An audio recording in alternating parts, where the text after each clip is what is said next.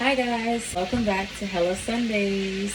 I hope you all had a wonderful Thanksgiving. I know it looked very different for a lot of us. My household is used to having so many people here, but this year it's just the four of us, my parents and my brother.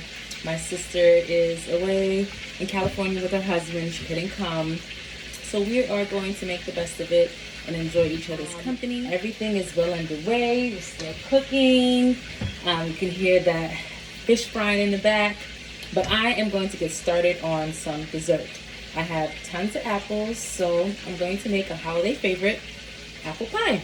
And I'm going to be using a variety of apples. I have Rayburn, I have Pink Lady, Granny Smith's, and Fuji apple. This recipe is a super simple recipe. We're taking a quick shortcut and using a ready-made pie crust from Pillsbury. It comes with 2 crusts in here, and it says like homemade without the hassle. So lovely. Also, just because I'm extra and love to kick things up a notch, we are going to add some honey bourbon. Let's get started.